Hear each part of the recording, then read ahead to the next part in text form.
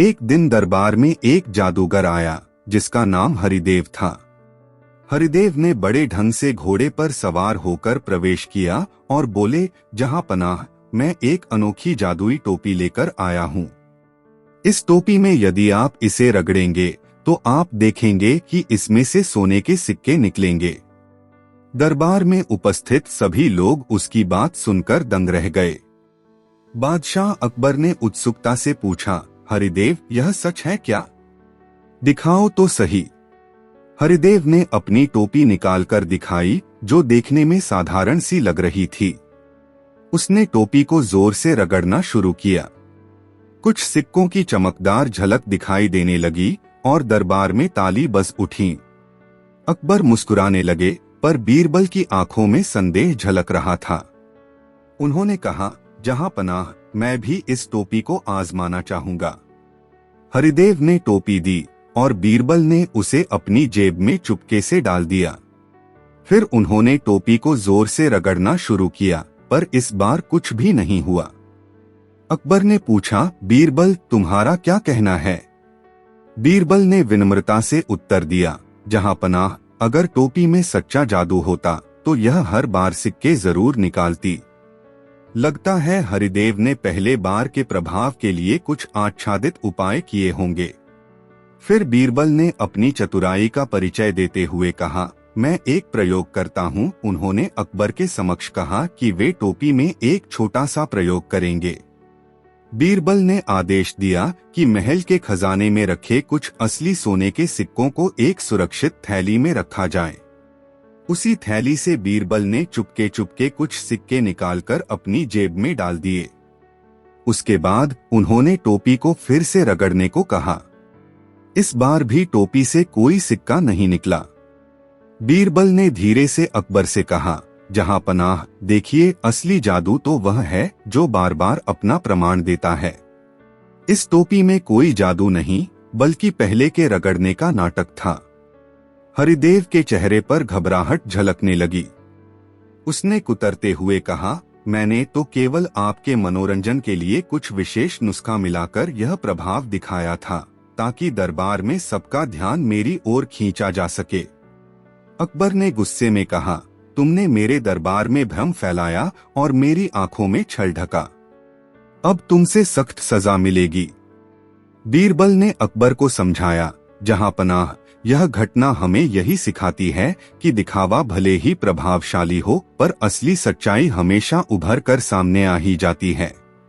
लालच और छल से न केवल इंसान अपनी प्रतिष्ठा खो देता है, बल्कि सबका विश्वास भी डिग जाता है।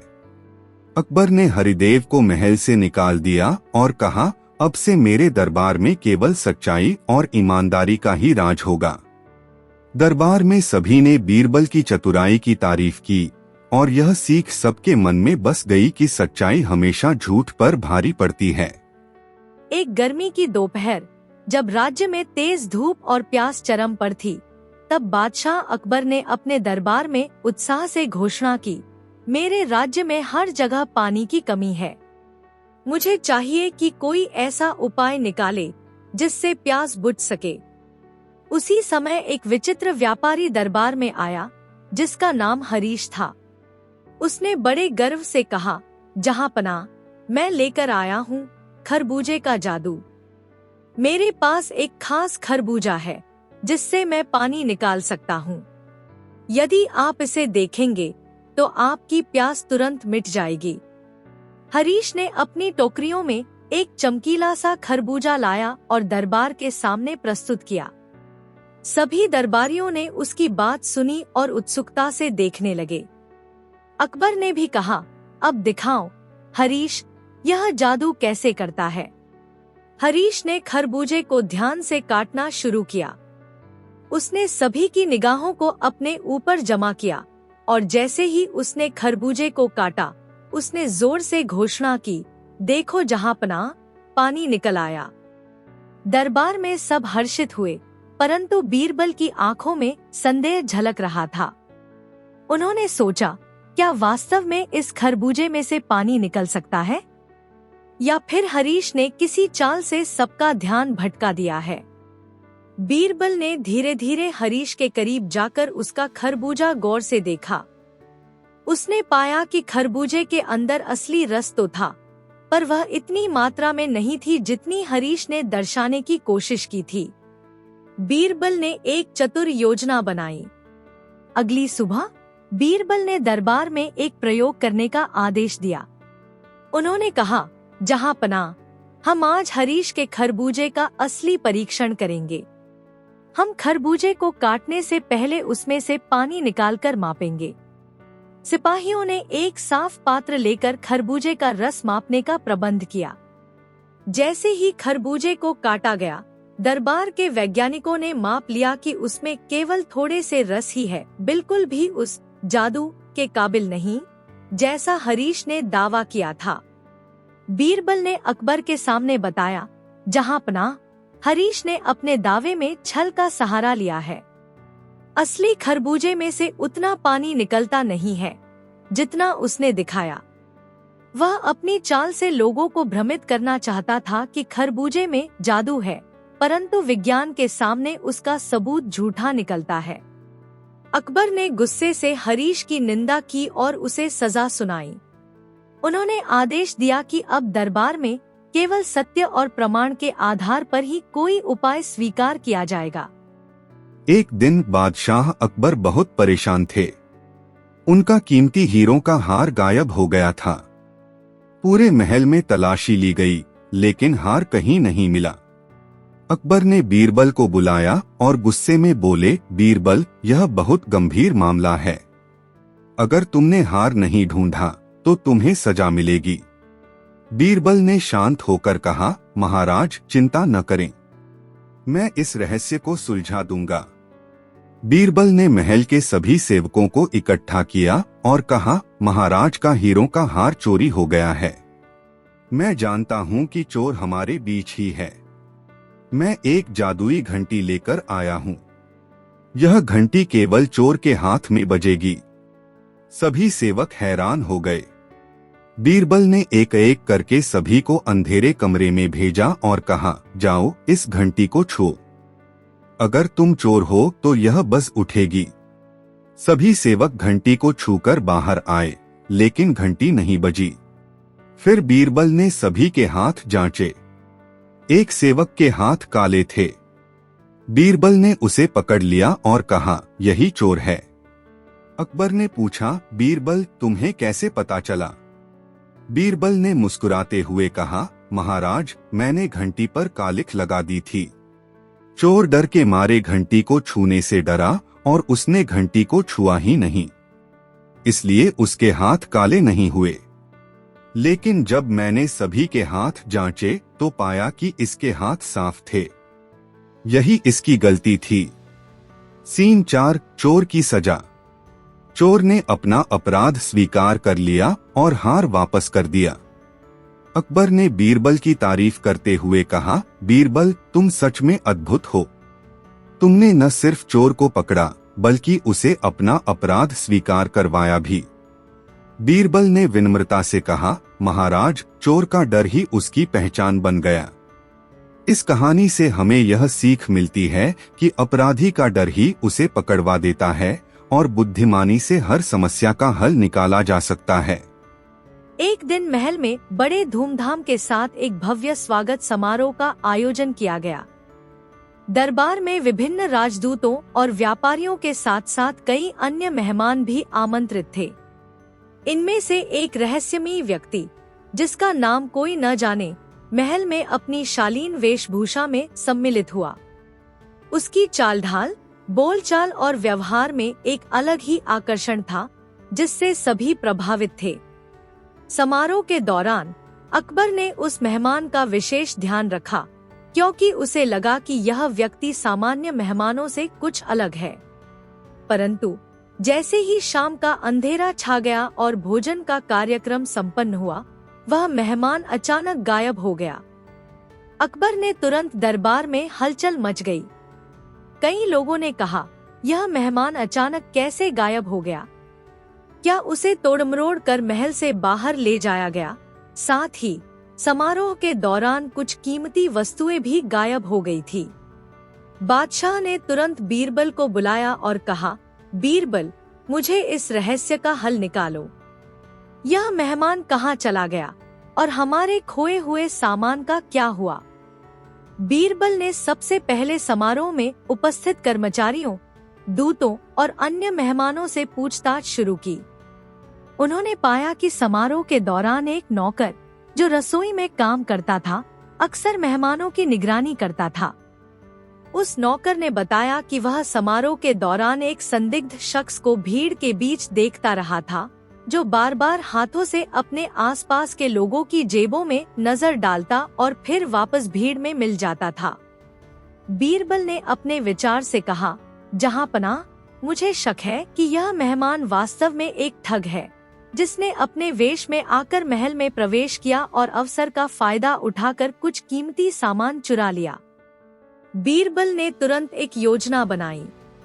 उन्होंने अगले दिन सभी दरबारियों को आदेश दिया कि समारोह के दौरान उनके पास मौजूद सभी कीमती वस्तुओं की गिनती कर ली जाए। साथ ही उन्होंने उस संदिग्ध व्यक्ति की पहचान के लिए कुछ गुप्त निरीक्षण करवाया। बीरबल ने एक नकली वस्तु, एक झूठी आभूषण की पेटी, महल के एक शांत कोने में रखवा दी, जिसे चोर को आकर्षित करना था। अगली रात जब समारोह के बाद महल में फिर से शांति फैल गई, तब बीरबल ने देखा कि वही संदिग्ध नौकर की नजर झूठी पेटी पर पड़ी। उसने धीरे धीरे उस पेटी को उठाने की कोशिश की। तुरंत ही बीरबल ने सिपाहियों को इशारा किया और उस संदिग्ध व्यक्ति को पकड़वा लिया। पकड़े जाने पर उस ठग ने डर के मारे कबूल कर लिया, महाराज, मैं असली मेहमान नहीं था। मैंने अपने वेश में आकर यहाँ प्रवेश किया और समारोह के दौरान भीड़ में छिपकर लोगों की जेबों से सामान चुरा लिया। जब मुझे लगा कि चोरी का संदेह होने लगा है, तो मैंने अपनी असली पहचान छुपाने के लिए खुद को भीड़ में मिला दिया। अकबर ने ठोस सबूत के आधार पर उस ठग को सख्त सजा सुनाई और कहा, मेरे दरबार में किसी भी तरह की धोखाधड़ी बर्दाश्त नहीं की जाएगी। सच्चाई अंततः सामने आ ही जाती है। बीरबल ने भी दरबार में समझाया, यह घटना हमें यह सिखाती है कि हमें हमेशा सजग रहना चाहिए। बड़े समारोह में भी छोटी छोटी बातों पर नजर रखना जरूरी है, क्योंकि वही हमें धोखेबाजों से बचा सकती है। एक दिन महल में एक धनाढ्य व्यापारी, जिसका नाम मधुराराम था, ने दावा किया कि उसके पास सच्चा सुख पाने का रहस्य है। मधुराराम बड़े ढंग से दरबार में आया और बोला, जहांपनाह, मैंने एक ऐसा मंत्र खोज निकाला है जिससे कोई भी व्यक्ति अत्यधिक धन, स्वास्थ्य और खुशहाली पा सकता है। मैं चाहता हूं कि मुझे इसके लिए बड़ा इनाम दिया जाए। दरबार में उपस्थित कुछ लोग उसकी बात सुनकर उत्साहित हो उठे, पर बीरबल की आंखों में संदेह झलक रहा था। अकबर ने मधुराराम से पूछा, बताओ मधुराराम, यह रहस्य क्या है? किस प्रकार का मंत्र है और इसे अपनाने से मनुष्य को क्या लाभ होता है? मधुराराम ने गर्व से उत्तर दिया, यह मंत्र मेरे द्वारा लिखी गई एक पर्ची में है, जिसमें लिखा है कि यदि कोई व्यक्ति हर दिन 7 बार अपने आप को यह दोहराए कि मैं समृद्ध और खुश हूँ, तो वह हर सुबह अपने आप धन वृद्धि और स्वास्थ्य से भर जाएगा। अकबर ने आदेश दिया कि मधुराराम अपनी पर्ची दिखाए, लेकिन पर्ची देखने पर दरबार में सबको कुछ असमंजस हुआ। वह पर्ची तो साधारण कागज की थी, जिस पर केवल वही शब्द लिखे थे।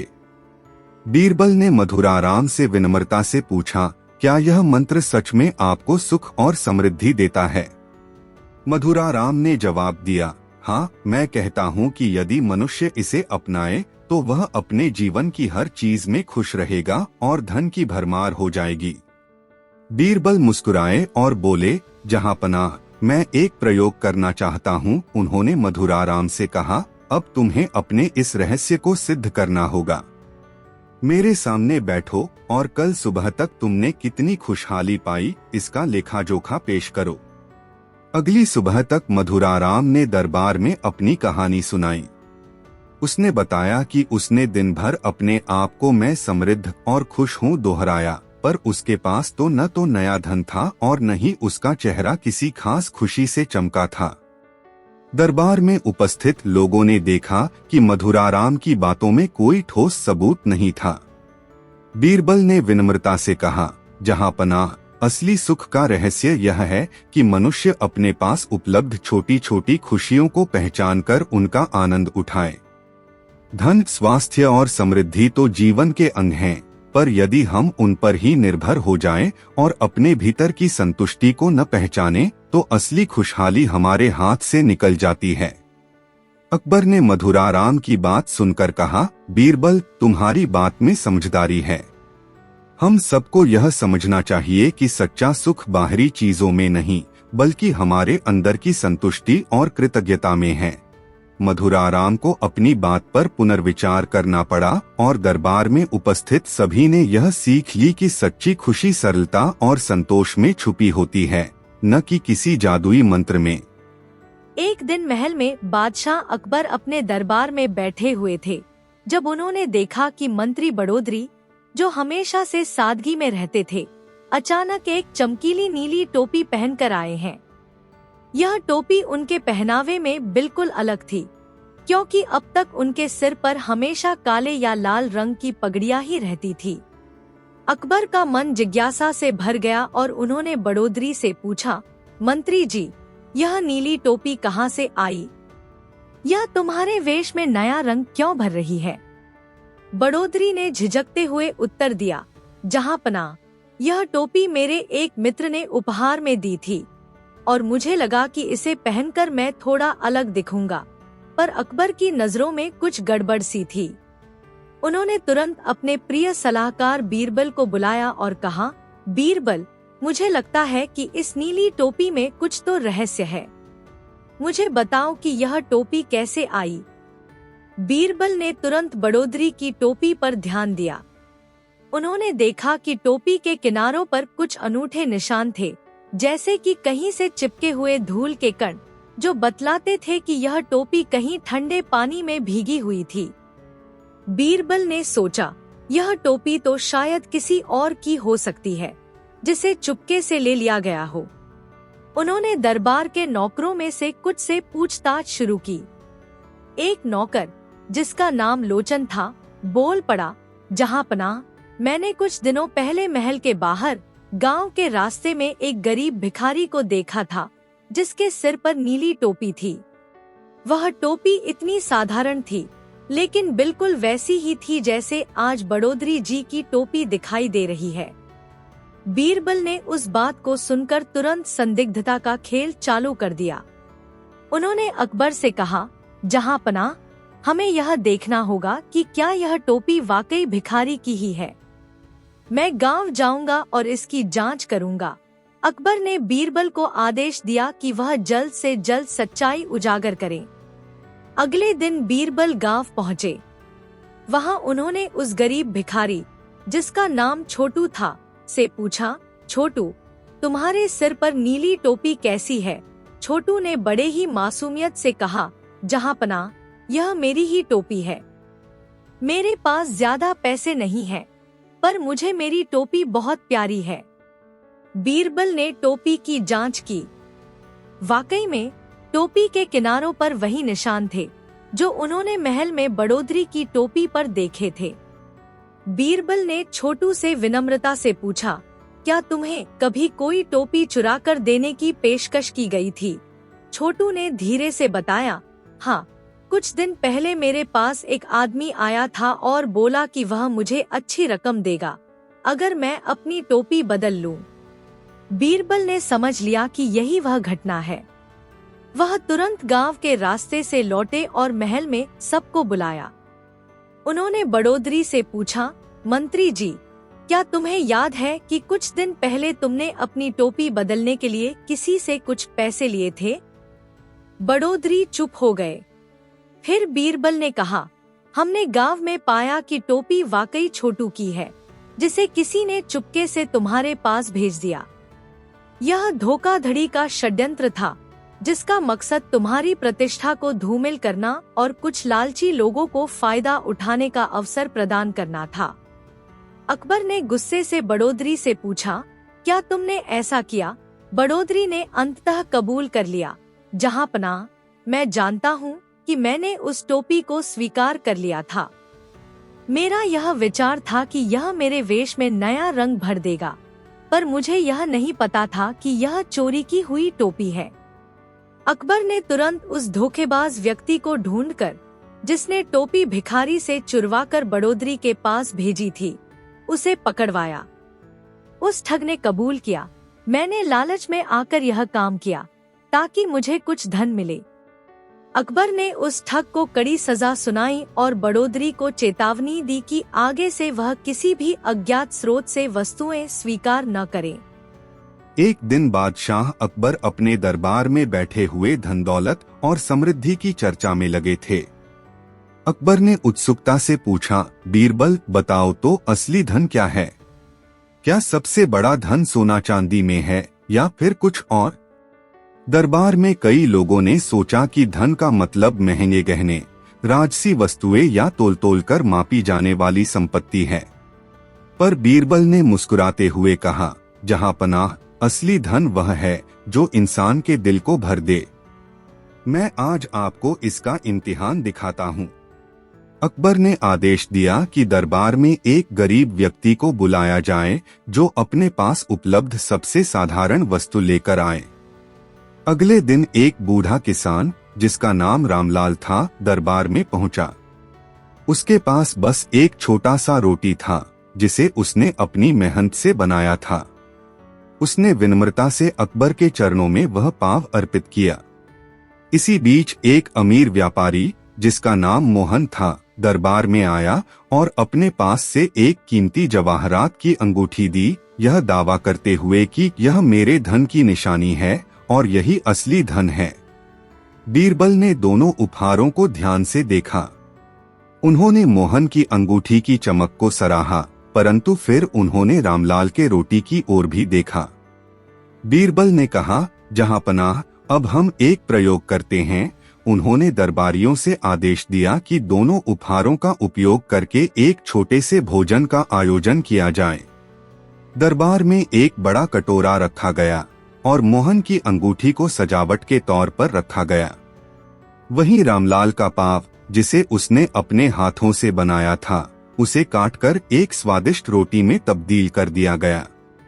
जब भोजन हुआ तो दरबारियों ने रोटी की महक और स्वाद का आनंद लिया।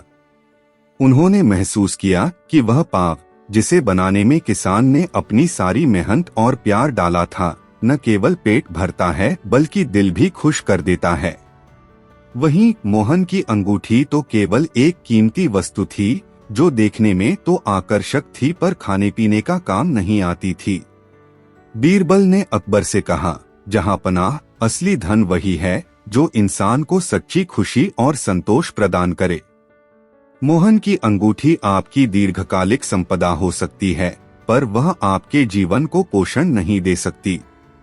वहीं रामलाल का पाव, एक साधारण सी रोटी, वह है जो परिवार का पेट भरता है, मन को संतुष्टि देता है और असली अमीरी का परिचायक है।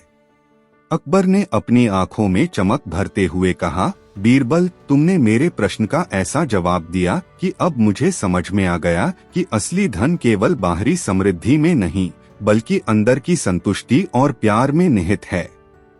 एक दिन बादशाह अकबर अपने महल में बैठे अपने लिखित अभिलेखों का लेखा जोखा कर रहे थे। तभी उन्हें ध्यान आया कि महल के कुछ महत्वपूर्ण कमरों में रखी कीमती वस्तुएं गायब हो गई हैं।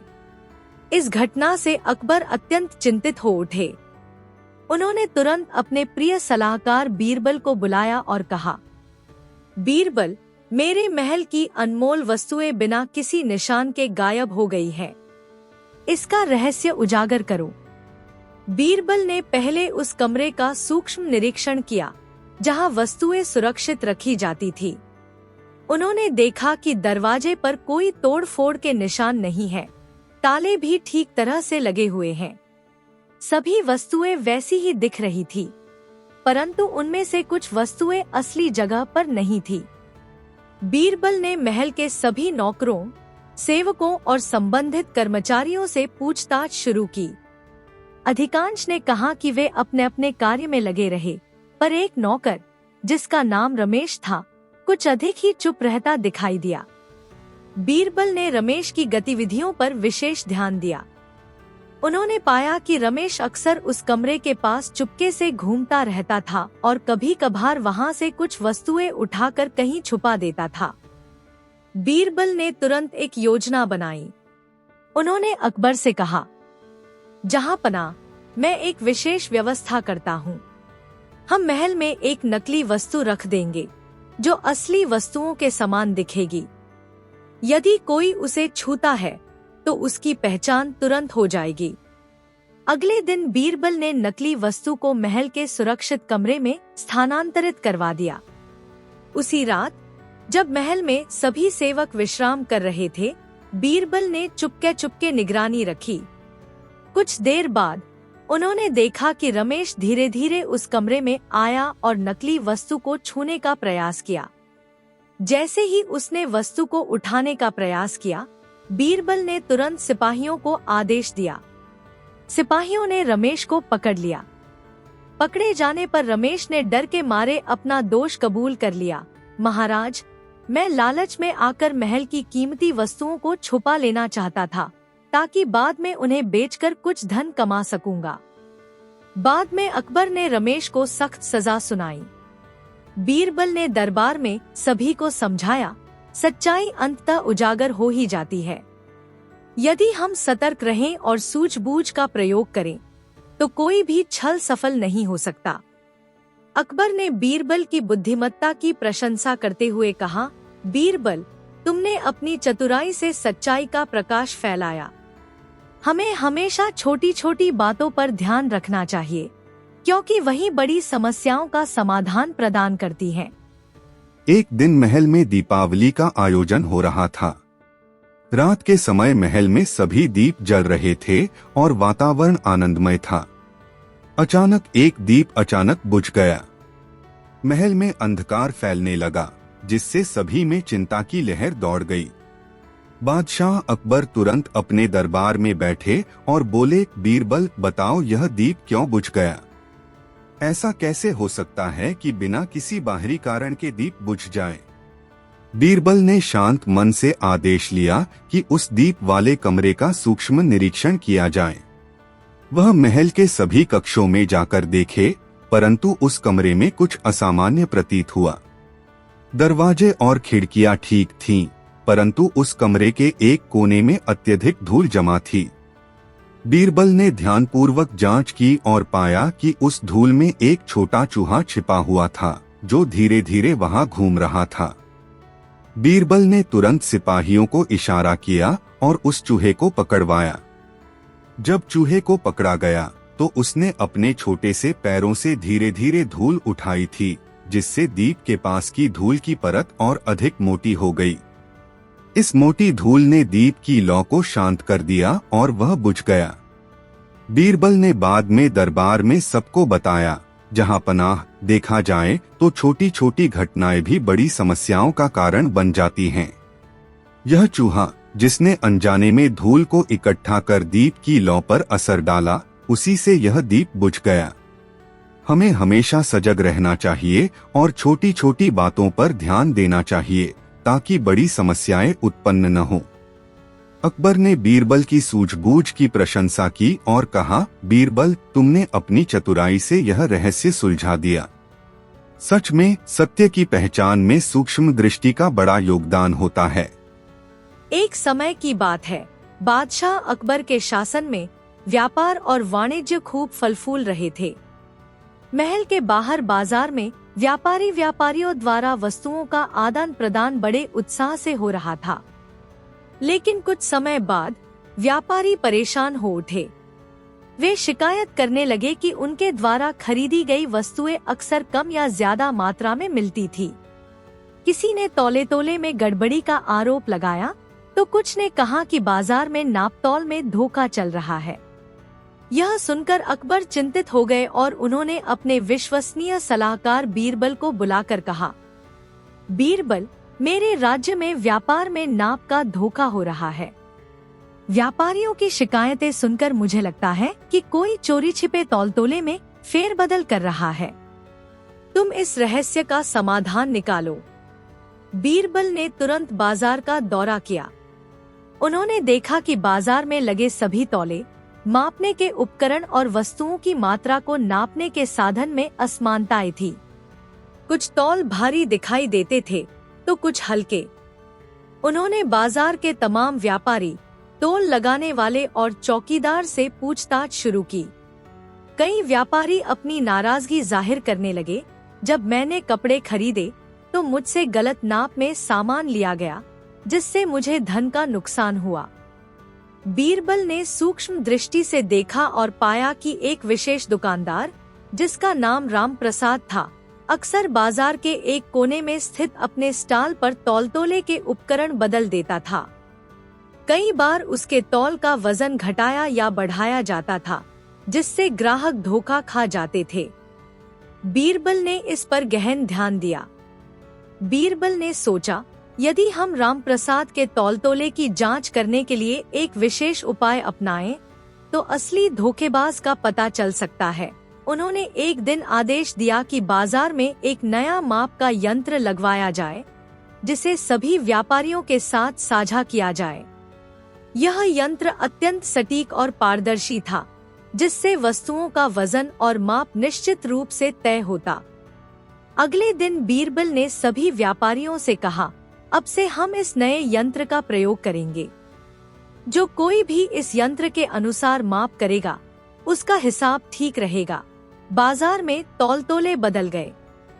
कुछ दुकानदारों ने तो तुरंत इस व्यवस्था का स्वागत किया, पर रामप्रसाद को इस नए माप के अनुसार अपनी चाल बदलनी पड़ी।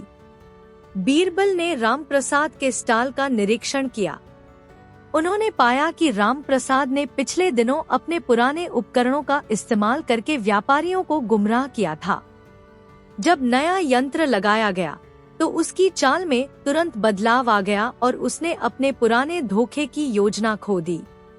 बीरबल ने रामप्रसाद से सार्वजनिक रूप से पूछा, रामप्रसाद, तुमने कई बार व्यापारियों को गलत नापतौल देकर धोखा दिया है। अब जब नया यंत्र लगाया गया है तो तुम्हें अपनी गलती स्वीकार करनी होगी। रामप्रसाद घबराकर कबूल करने लगा, जहां पनाह, मैंने लालच में आकर अपने पुराने तौलतोले बदलकर व्यापारियों से अनुचित लाभ उठाया था। मुझे अपनी गलती का ज्ञान हो गया है। अकबर ने रामप्रसाद की गलती देखकर उसे कठोर सजा सुनाई और बाजार में पारदर्शी नापतोले की व्यवस्था को कायम रखने का आदेश जारी किया। बीरबल ने दरबार में सभा बुलाई और सबको समझाया, देखो, सत्य हमेशा उजागर हो जाता है। यदि हम सही मापतोले और सजगता से काम करें, तो धोखेबाजी छिप नहीं सकती। व्यापार में ईमानदारी और पारदर्शिता ही असली समृद्धि का आधार है। अकबर ने बीरबल की चतुराई की सराहना की और कहा, आज से मेरे राज्य में व्यापार में सत्यता और ईमानदारी ही सर्वोपरि होगी। एक दिन बादशाह अकबर अपने महल में सभा कर रहे थे। दरबार में एक मंत्री आया, जिसका नाम जगदीश था। जगदीश ने गर्व से घोषणा की, जहां पनाह, मेरे पास एक ऐसा पुराना चूल्हा है, जिसके द्वारा साधारण सामग्री से भी स्वादिष्ट और भरपूर भोजन बनता है। यह चूल्हा अद्भुत है, मानो इसमें कुछ जादू छिपा हो। यदि कोई मेरी बात मान ले, तो मैं इसे दान स्वरूप प्रस्तुत करूंगा, जिससे राज्य में सभी को इसका लाभ मिले। दरबार में उपस्थित लोग उसकी बात सुनकर चकित हो गए। कुछ ने तो उसकी प्रशंसा की, तो कुछ ने संशय व्यक्त किया। अकबर ने बीरबल से कहा, बीरबल, बताओ तो सही कि यह चूल्हा सच में ऐसा ही है या यह केवल मुखबरी है। हमें असली मूल्य की पहचान करनी होगी। बीरबल ने जगदीश के चूल्हे का सूक्ष्म निरीक्षण किया। उन्होंने देखा कि चूल्हा पुराना जरूर था, पर उसमें कोई असाधारण बात नहीं थी। बीरबल ने मंत्री से विनम्रता से पूछा, महाराज, क्या आप हमें यह विधि दिखा सकते हैं, जिसके द्वारा यह चूल्हा साधारण सामग्री से स्वादिष्ट भोजन बनाता है? जगदीश ने बड़े गर्व से कहा, मैं आप सभी को दिखाता हूँ। आप सब यहाँ उपस्थित हों और एक ही प्रकार की दाल, चावल तथा सब्जी लाया जाए। मैं इसी चूल्हे पर इन्हें पकाकर सिद्ध करूंगा कि यह चूल्हा अद्भुत है। अगले दिन दरबार में सभी को बुलाया गया। रसोइयों ने एक समान सामग्री इकट्ठा की। जगदीश ने चूल्हा जलाकर भोजन बनाना शुरू किया। पूरे दरबार में उत्सुकता की लहर दौड़ गई। भोजन तैयार होने पर सभी ने स्वाद चखा, परंतु स्वाद साधारण था, न तो कुछ नया था और न ही कोई चमत्कार। बीरबल मुस्कुराए और बोले, जहांपनाह, देखिए, सच्चा जादू किसी चूल्हे में नहीं होता। स्वादिष्ट भोजन का राज तो रसोई के हुनर, मेहनत और प्रेम में छुपा होता है। यदि आप मानते कि यह चूल्हा अद्भुत है, तो इसका प्रमाण तो आपके भोजन में झलकता, पर आज ऐसा नहीं दिख रहा। दरबार में मौजूद विद्वानों ने भी इस सत्य की पुष्टि की। जगदीश की आंखों में शर्मिंदगी छा गई। उसने कबूल किया, मैंने अपने हित के लिए यह दावा किया था, ताकि लोग मुझे बड़ा समझें और मैं अपनी प्रतिष्ठा बढ़ा सकूं। परंतु अब सच्चाई सामने आ गई। अकबर ने जगदीश को डांटा और कहा, धन दौलत, शोभा और दिखावा असली मूल्य नहीं होते।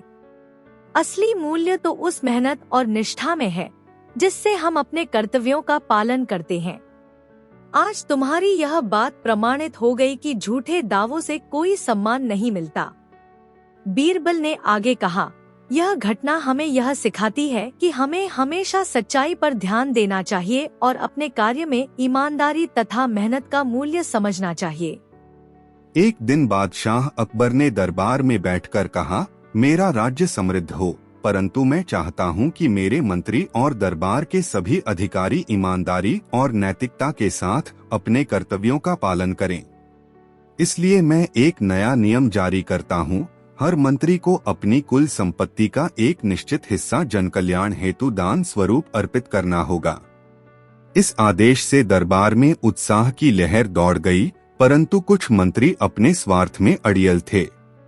उनमें से एक मंत्री, जिसका नाम जगदीश था, अपने धन में कमी छिपाने के लिए कई चालें चल रहा था। अकबर ने आदेश दिया कि सभी मंत्रियों की संपत्ति का लेखा जोखा किया जाए। लेखा जोखा करने वाले अधिकारी दरबार में जमा हुए, परंतु जगदीश की संपत्ति का आंकड़ा बाकी मंत्रियों से अलग और कम निकला। अकबर ने तुरंत बीरबल को बुलाया और कहा, बीरबल, इस विषय में कुछ गड़बड़ प्रतीत होती है। जगदीश की संपत्ति में कमी क्यों आ रही है? मुझे इसका सत्य जानना है।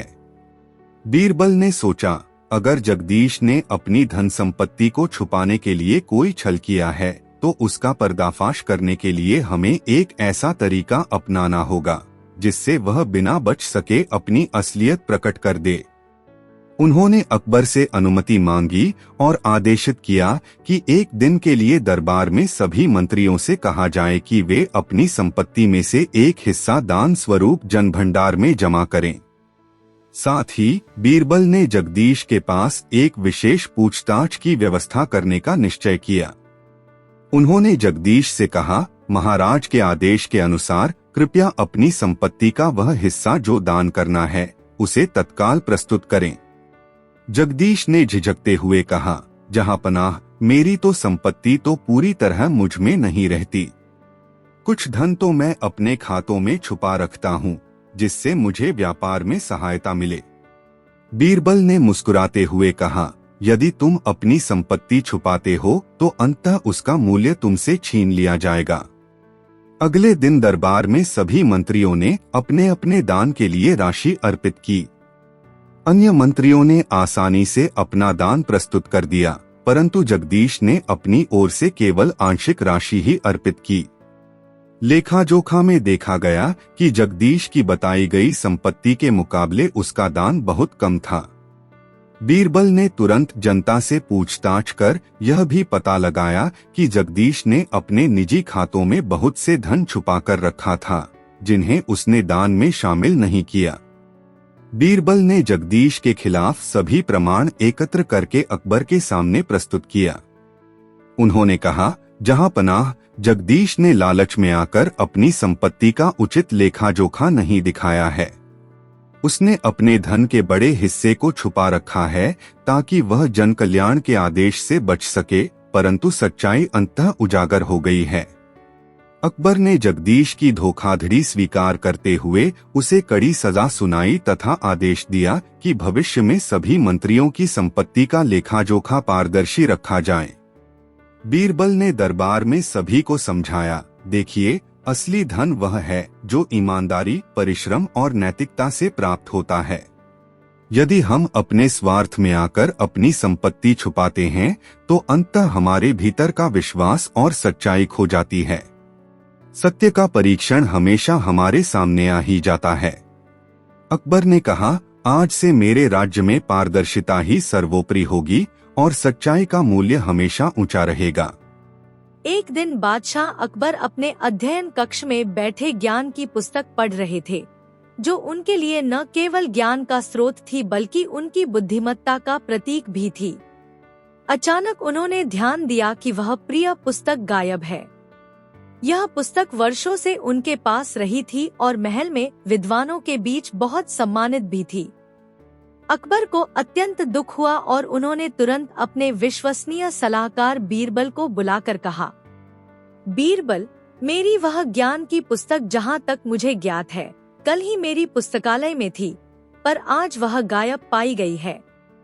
इस रहस्य का समाधान करो। बीरबल ने अकबर के अध्ययन कक्ष का सूक्ष्म निरीक्षण किया। उन्होंने देखा कि पुस्तकालय के दरवाजे, खिड़कियां और ताले पूरी तरह सुरक्षित थे।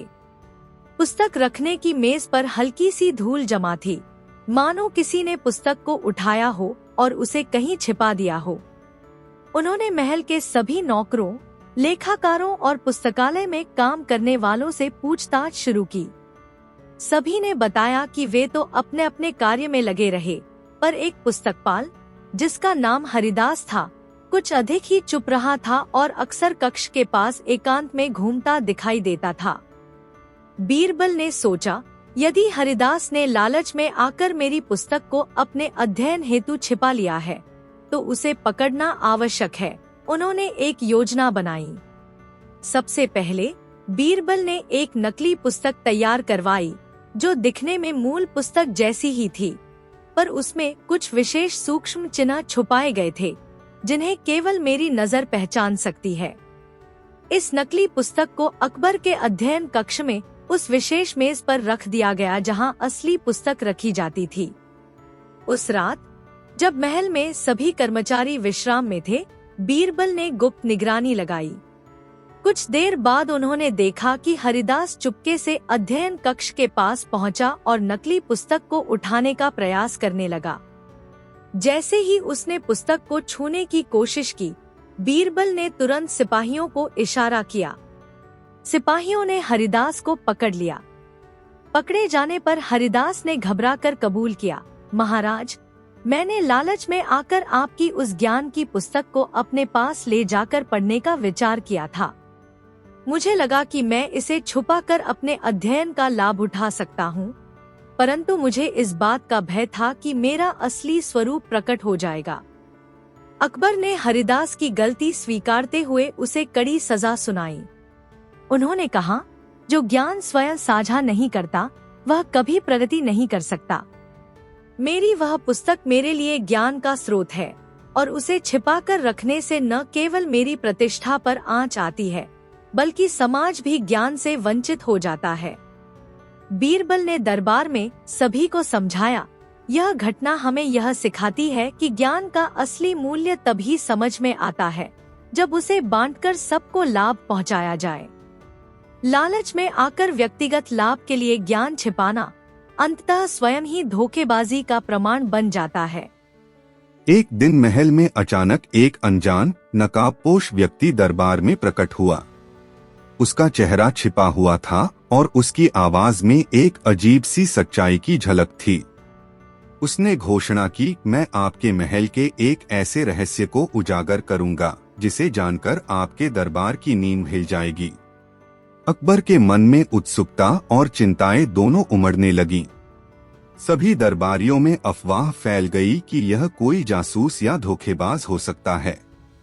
अकबर ने तुरंत बीरबल से कहा, बीरबल, इस नकाबपोश की सच्चाई का पर्दाफाश करो और बताओ कि यह कौन है तथा क्या संदेश देना चाहता है। बीरबल ने चुपचाप दरबारियों से पूछताछ शुरू की। उन्होंने पाया कि उसी दिन से महल के महत्वपूर्ण दस्तावेजों में कुछ असामान्य बदलाव हुए थे, जो पहले दर्ज रिकॉर्ड से मेल नहीं खाते थे। दरबार के लेखाकार ने बताया कि कुछ फाइलों में नाजुक राजनैतिक जानकारी गायब हो गई थी।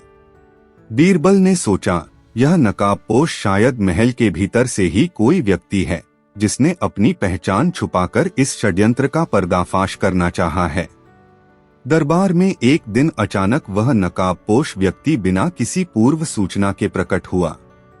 उसने सबकी आंखें ताक कर कहा, मेरे पास महल की सुरक्षा से जुड़ा एक बड़ा रहस्य है, जिसे जानना आपके लिए अनिवार्य है। सभी दरबारियों ने उसकी ओर देखा, परंतु उसका चेहरा छिपा हुआ था। अकबर ने तंग होकर पूछा, तुम कौन हो और क्या रहस्य लेकर आए हो? नकाबपोश ने धीरे धीरे कहा, मैं वह हूँ जो उस मंत्री के धोखाधड़ी का पर्दाफाश करने आया हूँ, जिसने महल के राजनैतिक दस्तावेजों में छेड़छाड़ की थी। सभी दरबारियों में खलबली मच गई। मंत्री देवव्रत, जो हमेशा से अकबर के भरोसेमंद थे, उनकी प्रतिष्ठा पर आंच पड़ने लगी। बीरबल ने मंत्री देवव्रत से निजी तौर पर पूछताछ की, पर उसकी ओर से कोई स्पष्ट उत्तर नहीं मिला। बीरबल ने चुपचाप महल के दस्तावेजों और लेनदेन की किताबों का विश्लेषण किया और पाया कि कुछ महत्वपूर्ण फाइलें दरअसल अदला-बदली की गई थीं। फिर बीरबल ने एक चाल चलने का निर्णय लिया। उन्होंने अकबर से कहा, जहांपनाह, मैं एक प्रयोग करता हूँ। अगले दिन दरबार में बीरबल ने एक नकली दस्तावेज तैयार करवाया, जिसमें एक गुप्त सूचना लिखी थी कि आज शाम देवव्रत मंत्री महल के मुख्य दरवाजे पर अवश्य उपस्थित होंगे, ताकि वह एक आवश्यक बैठक में शामिल हो सकें। यह सूचना दरबार में फैल गई और सभी निगरानी में लगे रहे। शाम होते होते दरबार में सारा महल सजग हो उठा। लेकिन जैसे ही नियत समय आया, दरबार में कोई मंत्री देवव्रत का आना नजर नहीं आया। अचानक उसी नकाबपोश व्यक्ति ने आवाज लगाई, देखिए, मैंने देवव्रत मंत्री के नकाब का पर्दाफाश कर दिया है। तभी दरबार में हड़कंप मच गया, क्योंकि बीरबल ने तुरंत सार्वजनिक रूप से कहा, जहांपनाह, मैंने सत्य का परीक्षण किया। बीरबल ने दरबार के सामने असली चश्मे निकाल दिए और बताया कि नकाबपोश व्यक्ति ही असल में मंत्री देवव्रत था, जिसने अपनी असली पहचान छुपाकर महल के दस्तावेजों में छेड़छाड़ की थी। मंत्री देवव्रत ने लालच में आकर यह चाल चली थी, ताकि वह अपने स्वार्थ के लिए महल के राजनैतिक दस्तावेजों में छेड़छाड़ कर सकें और अपनी प्रतिष्ठा बचा सकें। नकाबपोश की घोषणा का सबूत यह था कि उसने अपने नकाब के पीछे अपना असली चेहरा छुपाया हुआ था। बीरबल ने चतुराई से उसकी चाल पकड़ी और उसे पकड़वाया। अकबर ने मंत्री देवव्रत की धोखाधड़ी का पर्दाफाश होते ही उसे कड़ी सजा सुनाई और कहा, जो अपनी असली पहचान छुपाता है, वह सच्चाई से कभी बच नहीं सकता। बीरबल ने दरबार में समझाया, यह घटना हमें सिखाती है कि सच्चाई हमेशा उजागर हो जाती है। अगर कोई अपनी पहचान छुपाने की कोशिश करता है, तो विवेक और सूझबूझ उसे अंततः पकड़ ही लेते हैं। दरबारियों ने बीरबल की चतुराई की तारीफ की और अकबर ने कहा, अब से मेरे दरबार में केवल सच्चाई और ईमानदारी का ही राज होगा। एक दिन बादशाह अकबर अपने दरबार में बैठे हुए थे, जब एक गरीब किसान दौड़ता हुआ आया और घुटनों के बल बैठकर बोला, जहांपनाह, मुझे न्याय चाहिए। मेरे गांव का सरपंच मेरे साथ अन्याय कर रहा है। उसने मेरे खेत पर जबरन कब्जा कर लिया और कहता है कि अब वह उसका है। मैं दर दर भटक रहा हूँ, लेकिन कोई मेरी सुनवाई नहीं कर रहा। अकबर ने नाराज होकर कहा, यह तो सरासर अन्याय है। उस सरपंच को तुरंत दरबार में बुलवाया जाए। कुछ देर बाद सरपंच दरबार में हाजिर हुआ।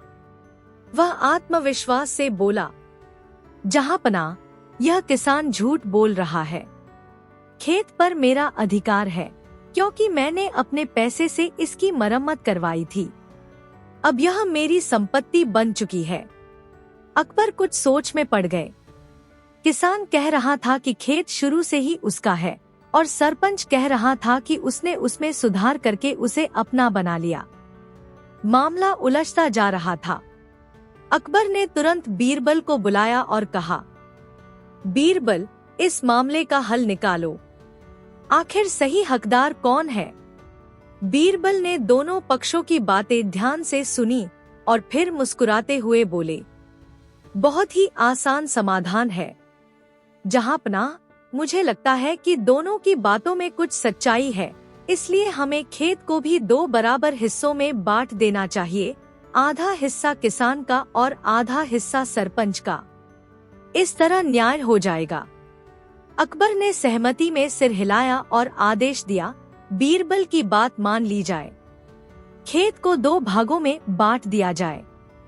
लेकिन जैसे ही यह आदेश दिया गया, किसान फूट फूट कर रोने लगा और बोला, जहांपनाह, यह खेत मेरी पुश्तैनी जमीन है, इसे काटना ठीक नहीं होगा। मुझे कुछ नहीं चाहिए, लेकिन मेरी जमीन को मत बांटिए। वहीं दूसरी ओर सरपंच चुपचाप खड़ा रहा। उसने कोई आपत्ति नहीं जताई। बीरबल ने तुरंत अकबर की ओर देखा और कहा, जहांपनाह, अब सच्चाई आपके सामने है। जो असली हकदार होता है वह अपनी चीज को कभी बंटते हुए नहीं देख सकता। किसान का दर्द इस बात का सबूत है कि वही असली मालिक है। लेकिन सरपंच चुप है, क्योंकि उसे खेत से ही मतलब है, मालिकाना हक से नहीं। यह सिर्फ लाभ कमाने के लिए कब्जा करना चाहता था। अकबर ने तुरंत फैसला सुनाया, यह खेत किसान का ही रहेगा। सरपंच ने झूठ बोलकर अन्याय करने की कोशिश की, इसलिए उसे दंड दिया जाएगा। उसकी पंचायत की कुर्सी छीन ली जाएगी और उसे 2 भरपाई करनी होगी। एक दिन बादशाह अकबर के दरबार में एक प्रसिद्ध मूर्तिकार आया। उसने बादशाह को 3 सुंदर और कीमती मूर्तियां भेंट की। मूर्तियां सोने की बनी थीं और देखने में बिल्कुल एक जैसी लग रही थीं। अकबर मूर्तियों की सुंदरता से प्रभावित हुए और उन्होंने मूर्तिकार से पूछा, ये तीनों मूर्तियां तो देखने में एक जैसी हैं, फिर इनमें क्या अंतर है? मूर्तिकार मुस्कुराया और बोला, जहांपनाह, इन तीनों मूर्तियों में बहुत बड़ा अंतर है, लेकिन इसे पहचान पाना आसान नहीं है। केवल एक बुद्धिमान व्यक्ति ही जान सकता है कि इनमें सबसे अनमोल मूर्ति कौन सी है। यदि आपके दरबार में कोई बहुत चतुर व्यक्ति है तो वह इसका उत्तर दे सकता है। अकबर को चुनौती पसंद थी, लेकिन उन्होंने मूर्तियों को ध्यान से देखने के बाद भी कोई अंतर नहीं पाया। उन्होंने तुरंत बीरबल को बुलाया और कहा, बीरबल, इन तीनों मूर्तियों को देखो और बताओ कि इनमें सबसे अनमोल मूर्ति कौन सी है। बीरबल ने तीनों मूर्तियों को ध्यान से देखा। वे वाकई एक जैसी लग रही थीं, एक ही आकार, एक ही चमक और एक ही वजन। लेकिन बीरबल ने जल्दी कोई निर्णय नहीं लिया। उन्होंने मूर्तिकार से कहा, क्या मुझे इन्हें परखने की अनुमति है? मूर्तिकार ने सहमति दी। बीरबल ने एक पतली तार मंगवाई और उसे पहली मूर्ति के कान में डाला। तार मूर्ति के कान से होते हुए उसके मुंह से बाहर निकल गई। फिर बीरबल ने दूसरी मूर्ति के कान में तार डाली। इस बार तार दूसरी ओर से बाहर आ गई, यानी मूर्ति के दोनों कान खुले थे। अंत में बीरबल ने तीसरी मूर्ति के कान में तार डाली। इस बार तार मूर्ति के भीतर ही फंस गई और बाहर नहीं आई। बीरबल ने मुस्कुराते हुए अकबर से कहा, जहांपनाह, इन तीनों मूर्तियों में इंसान के 3 अलग अलग स्वभाव दर्शाए गए हैं। पहली मूर्ति उन लोगों को दर्शाती है जो एक कान से सुनते हैं और दूसरे कान से बात को तुरंत बाहर निकाल देते हैं। ऐसे लोग किसी भी सीख या सलाह को ज्यादा देर तक याद नहीं रखते। दूसरी मूर्ति उन लोगों का प्रतीक है जो एक कान से सुनते हैं और दूसरे कान से निकाल देते हैं, यानी वे किसी भी बात को गंभीरता से नहीं लेते और न ही उसे याद रखते हैं। तीसरी मूर्ति सबसे अनमोल है क्योंकि यह उन लोगों का प्रतीक है जो सुनते हैं, सोचते हैं और अपनी बातों को अपने मन में रखते हैं। ऐसे लोग समझदार होते हैं और ज्ञान को संजोकर रखते हैं। बीरबल ने कहा, जहां पनाह तीसरी मूर्ति सबसे अनमोल है क्योंकि बुद्धिमान व्यक्ति वही होता है जो सुनी हुई बातों को सोच समझकर ग्रहण करता है और उसे अपने व्यवहार में अपनाता है। अकबर बीरबल के उत्तर से बहुत प्रभावित हुए। उन्होंने मूर्तिकार की ओर देखा, जिसने सिर झुकाकर स्वीकार किया कि बीरबल का उत्तर बिल्कुल सही था। अकबर ने हंसकर कहा, बीरबल, तुमने फिर से साबित कर दिया कि तुम सबसे चतुर और समझदार हो। ज्ञान को संजोने वाला व्यक्ति ही सबसे अनमोल होता है। एक दिन बादशाह अकबर अपने दरबार में बहुत प्रसन्नचित्त बैठे थे।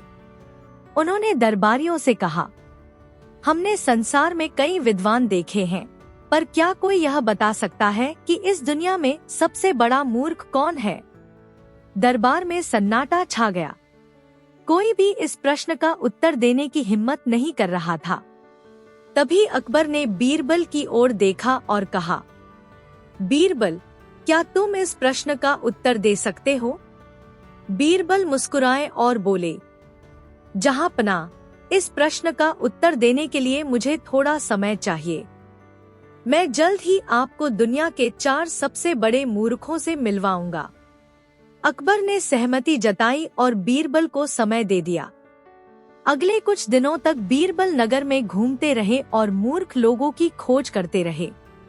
कुछ दिन बाद वे अकबर के दरबार में लौटे और बोले, जहां पनाह, मैंने 4 सबसे बड़े मूर्ख खोज लिए हैं और उन्हें दरबार में लाने की व्यवस्था कर रहा हूँ।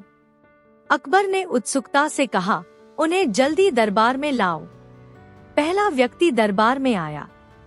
उसके कंधे पर लकड़ी का भारी गट्ठर था, लेकिन वह खुद सिर पर बड़ा पत्थर रखे हुए था। अकबर ने पूछा, तुम अपने कंधे पर इतना भारी बोझ लेकर क्यों आए हो और सिर पर यह पत्थर क्यों रखा है? उस व्यक्ति ने उत्तर दिया, जहां पनाह, मेरे सिर पर हवा लगती है और मुझे ठंड लगती है, इसलिए मैंने यह पत्थर रखा है। सभी दरबारी हंस पड़े। बीरबल बोले, जहां पनाह, यह पहला मूर्ख है जो अपने ही सिर पर अनावश्यक भार डाल रहा है। फिर दूसरा व्यक्ति आया। उसके हाथ में एक कटोरा था और वह भीख मांग रहा था। अकबर ने पूछा, तुम भीख क्यों मांग रहे हो? उस व्यक्ति ने उत्तर दिया, जहां पनाह, मैं बहुत अमीर हूँ। मेरे पास ढेर सारी जमीन और धन है, लेकिन फिर भी मैं रोज भीख मांगता हूँ ताकि मेरे खजाने में और अधिक धन इकट्ठा हो सके। अकबर चकित रह गए। बीरबल बोले, जहां पनाह, यह दूसरा मूर्ख है जो पहले से समृद्ध होने के बावजूद और अधिक धन के लोभ में भिखारी बना हुआ है। अब तीसरा व्यक्ति दरबार में आया। उसके चेहरे पर गंभीरता थी और वह बहुत चिंतित लग रहा था। अकबर ने पूछा, तुम क्यों इतने दुखी हो? उसने उत्तर दिया, जहां पनाह, मैं एक शादी के लिए बहुत चिंतित हूँ। अकबर बोले, अरे, यह तो खुशी की बात है, लेकिन किसकी शादी की चिंता कर रहे हो? उस व्यक्ति ने जवाब दिया, जहां पनाह, अभी मेरी शादी तय नहीं हुई है, न ही मेरी कोई मंगनी हुई है, लेकिन मैं अभी से चिंता कर रहा हूँ कि शादी के बाद मेरी पत्नी मुझसे लड़ाई करेगी और फिर मैं दुखी हो जाऊंगा। सभी दरबारी हंस पड़े। बीरबल बोले, यह तीसरा मूर्ख है जो भविष्य की अनहोनी घटनाओं से परेशान है और वर्तमान का आनंद नहीं ले रहा। अब अकबर बोले, बीरबल, तुमने 3 मूर्ख तो ढूंढ लिए, लेकिन चौथा मूर्ख कहाँ है? बीरबल मुस्कुराए और बोले, जहां पनाह, चौथा मूर्ख तो अभी भी आपके सामने बैठा है। अकबर चौंक गए, वह कौन है? बीरबल बोले, जहां पनाह, यह आप ही है, क्योंकि आप इन 3 मूर्खों की कहानियां सुन रहे हैं और अपना कीमती समय बर्बाद कर रहे हैं। सभी दरबारी जोर जोर से हंसने लगे। अकबर को पहले तो झटका लगा, लेकिन फिर वे खुद भी हंसने लगे और बोले, बीरबल, तुमने सच में मुझे बुद्धिमानी से मात दे दी। मैं मान गया कि तुमसे चतुर कोई नहीं। एक दिन बादशाह अकबर अपने दरबार में बैठे हुए थे, जब उन्होंने दरबारियों से एक प्रश्न पूछा, बताओ इस दरबार में सबसे बड़ा मूर्ख कौन है? यह प्रश्न सुनते ही सभी दरबारी एक दूसरे को देखने लगे। कोई भी इसका उत्तर देने की हिम्मत नहीं कर रहा था। दरबार में सन्नाटा छा गया। तभी अकबर ने बीरबल की ओर देखा और मुस्कुराते हुए कहा, बीरबल, तुम तो बड़े बुद्धिमान हो। क्या तुम इस प्रश्न का उत्तर दे सकते हो? बीरबल ने थोड़ा सोचा और बोले, जहां पनाह, इस प्रश्न का उत्तर देना आसान नहीं है। मुझे कुछ समय चाहिए। मैं जल्द ही आपके सामने इस प्रश्न का उत्तर लाऊंगा। अकबर ने सहमति दे दी और बीरबल अपनी खोज में निकल पड़े। बीरबल पूरे नगर में घूमने लगे और मूर्ख व्यक्तियों की तलाश करने लगे। कुछ दिनों बाद वे दरबार में लौटे और बादशाह से कहा, जहां पनाह, मैं दो सबसे बड़े मूर्खों को लेकर आया हूं। कृपया उन्हें देखने की अनुमति दें। अकबर ने उत्सुकता से कहा, जल्दी उन्हें दरबार में लाओ। पहला व्यक्ति दरबार में आया। वह एक मोटे भारी बोझ से लदे गधे को अपने कंधों पर उठाए हुए था। अकबर ने आश्चर्य से पूछा, तुम अपने गधे को कंधे पर क्यों उठा रहे हो? गधा तुम्हें ले जाना चाहिए, न कि तुम गधे को। उस व्यक्ति ने उत्तर दिया, जहां पनाह, मेरा गधा बहुत थक गया था, इसलिए मैंने सोचा कि कुछ देर में ही इसे उठा लूं। सभी दरबारी हंस पड़े। बीरबल बोले, जहां पनाह, यह पहला मूर्ख है जो अपनी परिस्थिति को समझे बिना अनावश्यक मेहनत कर रहा है। अब दूसरा व्यक्ति दरबार में आया। उसके हाथ में एक कटोरा था और वह भीख मांग रहा था। अकबर ने पूछा, तुम भीख क्यों मांग रहे हो? उस व्यक्ति ने उत्तर दिया, जहां पनाह, मैं बहुत अमीर हूँ। मेरे पास ढेर सारी जमीन और धन है, लेकिन फिर भी मैं रोज भीख मांगता हूँ ताकि मेरे खजाने में और अधिक धन इकट्ठा हो सके। अकबर चकित रह गए।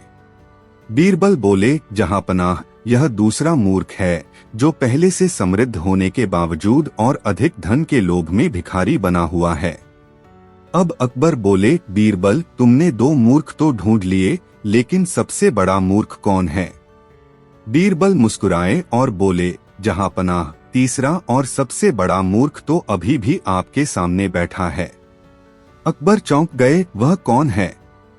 बीरबल हंसकर बोले, जहां पनाह, यह आप ही हैं। क्योंकि आप इन मूर्खों की कहानियां सुन रहे हैं और अपना कीमती समय बर्बाद कर रहे हैं।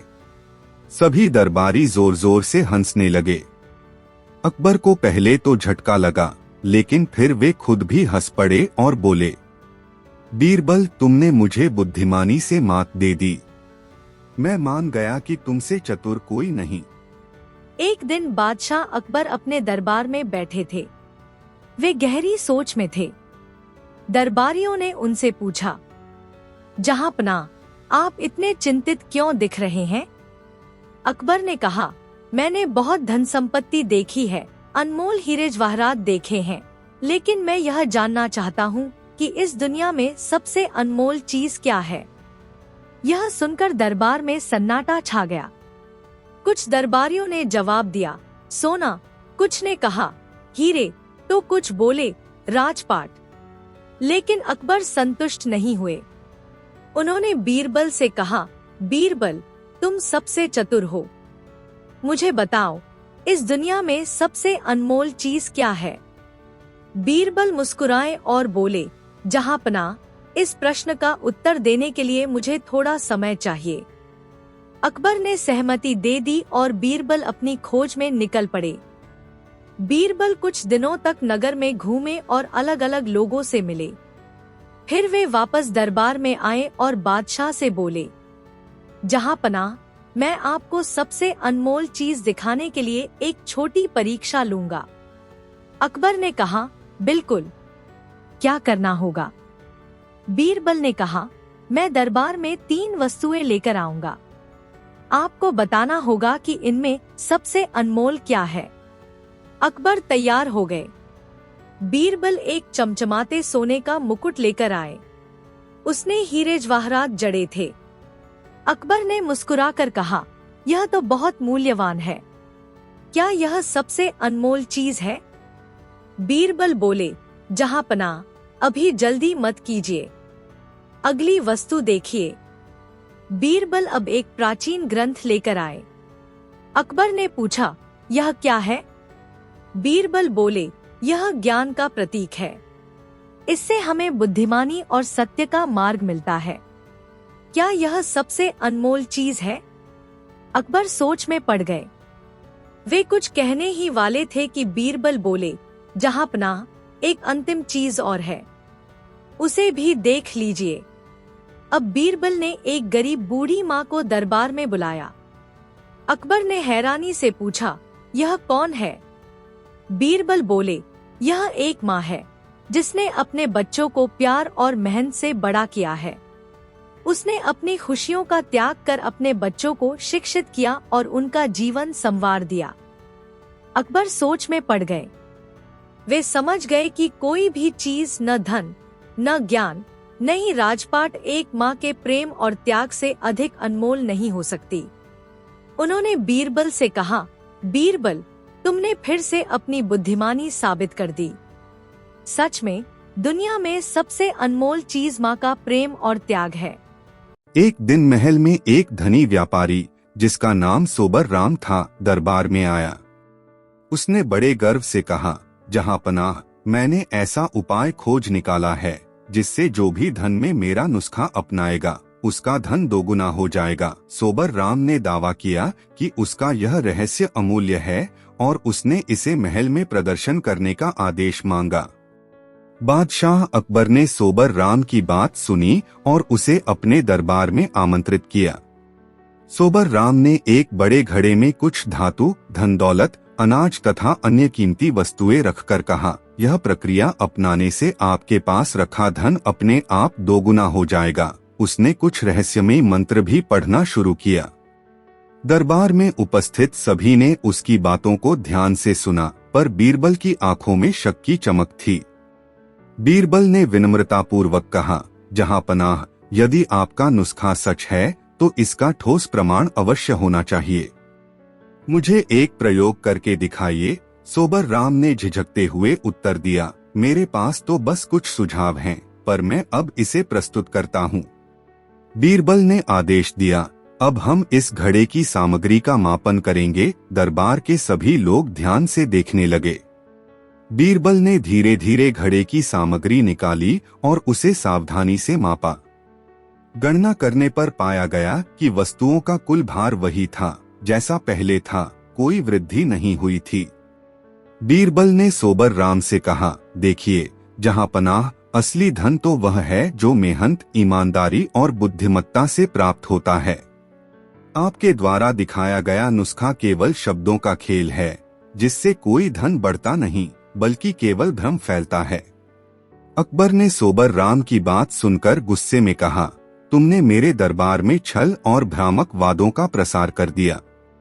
अब तुम्हें महल से बाहर कर दिया जाएगा। इस प्रकार सोबर राम को कड़ी सजा सुनाई गई। बीरबल ने दरबार में सभी को समझाया, हमें यह सीख लेनी चाहिए कि असली समृद्धि बाहरी दिखावे से नहीं बल्कि अपने परिश्रम, ईमानदारी और विवेक से प्राप्त होती है। दिखावे के झूठे वादे अंततः स्वयं ही उजागर हो जाते हैं। एक दिन बादशाह अकबर अपने दरबार में बैठे थे। अचानक उन्होंने अपने दरबारियों से एक अजीब प्रश्न पूछा, अगर किसी ने बहुत बड़ा अपराध किया हो तो उसे सबसे बड़ी सजा क्या दी जानी चाहिए? दरबार में सन्नाटा छा गया। कुछ दरबारियों ने कहा, जहांपनाह, अपराधी को कोड़े लगाए जाने चाहिए। कुछ ने कहा, उसे कैद कर देना चाहिए। कुछ बोले, उसे मौत की सजा दे देनी चाहिए। अकबर ने सिर हिलाया, लेकिन वे पूरी तरह संतुष्ट नहीं हुए। फिर उन्होंने बीरबल की ओर देखा और कहा, बीरबल, तुम बताओ, किसी को दी जाने वाली सबसे बड़ी सजा कौन सी होती है? बीरबल मुस्कुराए और बोले, जहांपनाह, इस प्रश्न का उत्तर आपको खुद महसूस करना पड़ेगा। अकबर चौंक गए, क्या मतलब? बीरबल बोले, जहांपनाह, कृपया मुझे 2 दिन का समय दें। मैं आपको खुद दिखाऊंगा कि सबसे बड़ी सजा क्या होती है। अकबर ने सहमति दे दी।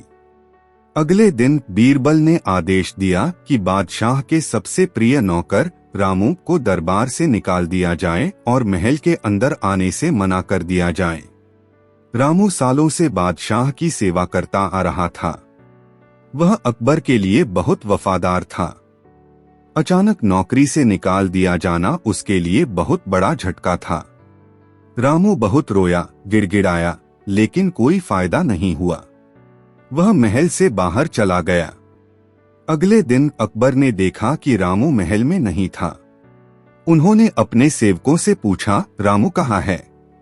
सेवकों ने जवाब दिया, जहांपनाह, उसे महल से निकाल दिया गया है। अब वह यहाँ नहीं आ सकता। अकबर को यह सुनकर धक्का लगा। उन्होंने कहा, लेकिन वह मेरा सबसे वफादार नौकर था। उसे वापस बुलाओ।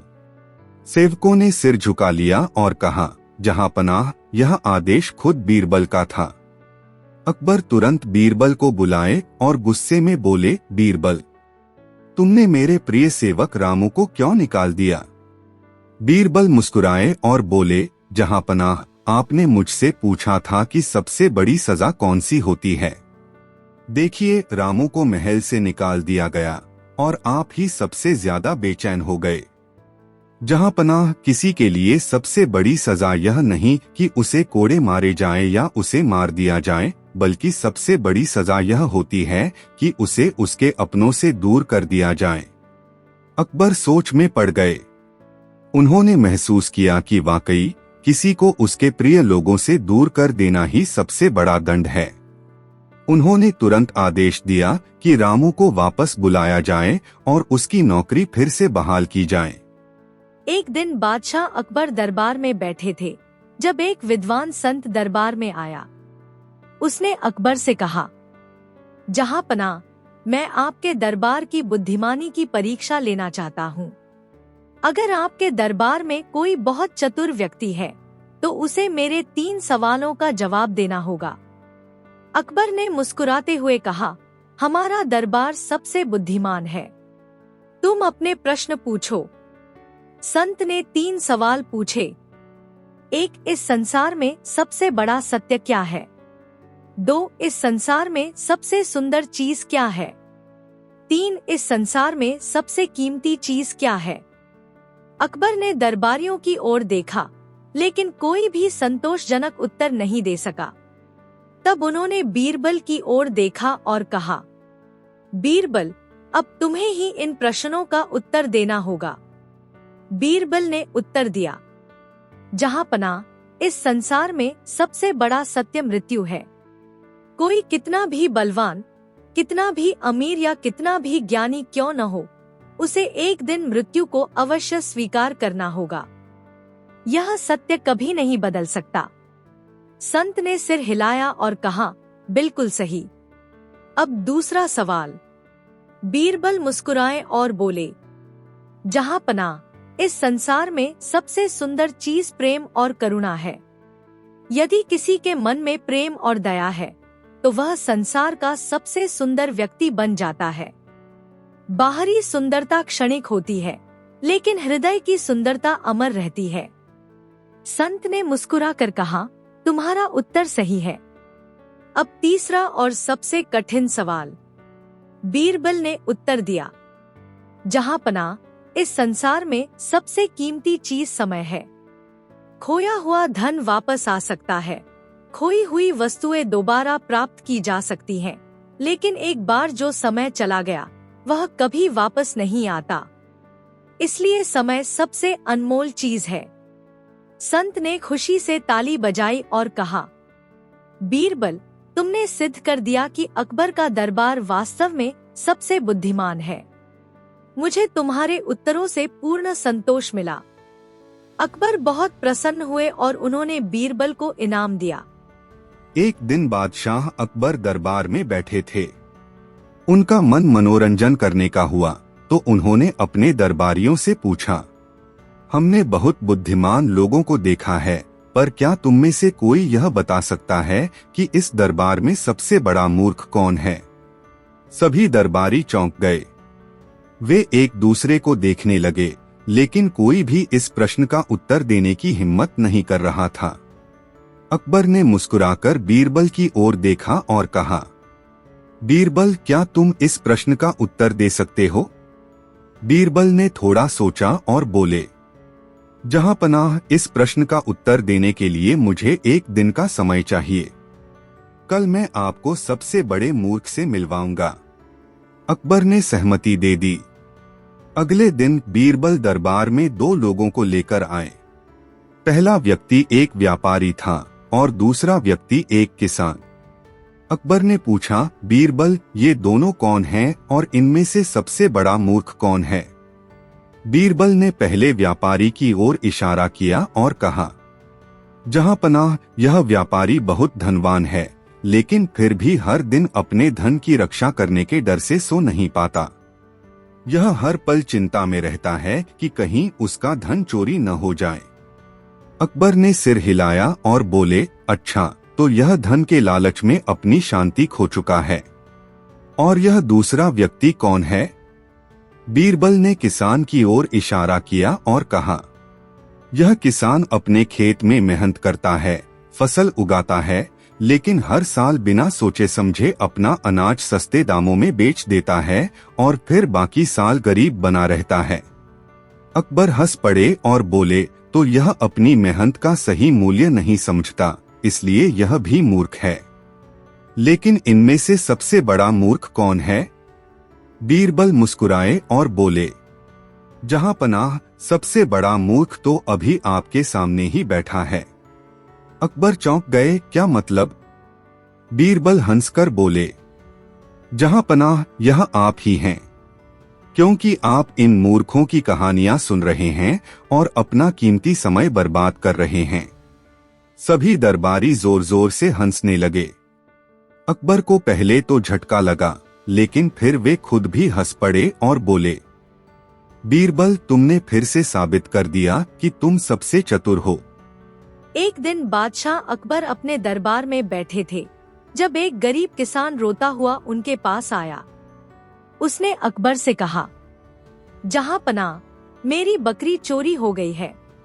मैंने अपनी मेहनत से उसे पाला था, लेकिन अब वह किसी ने चुरा ली है।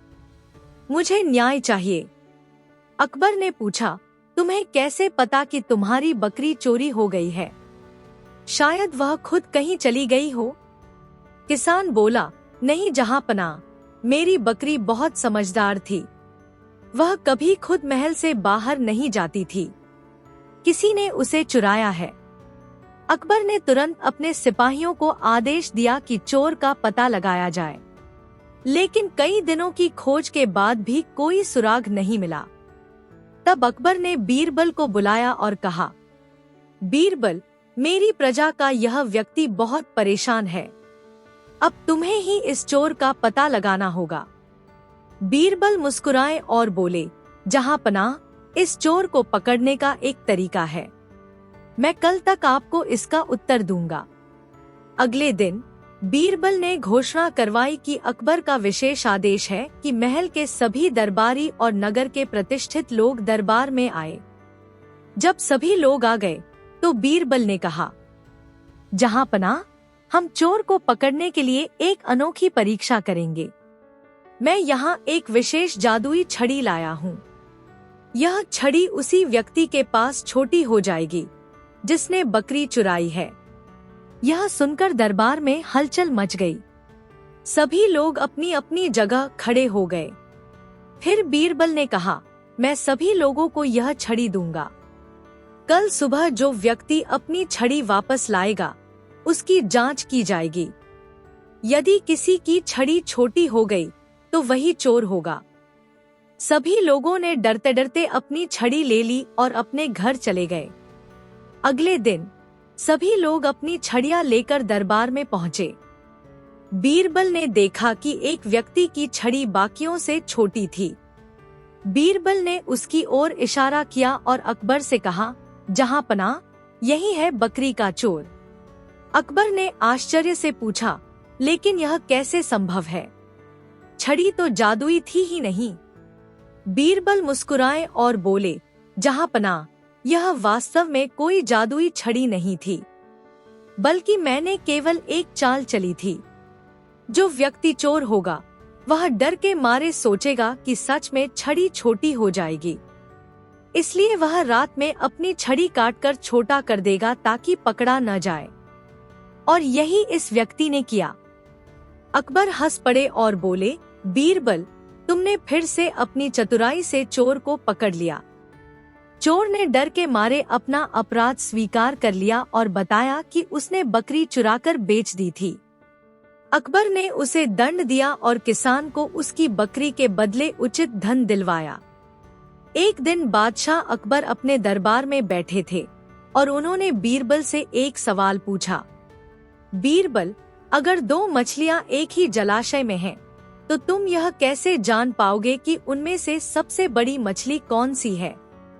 बीरबल ने सोचा और मुस्कुराते हुए कहा, जहां पनाह, यह एक दिलचस्प सवाल है।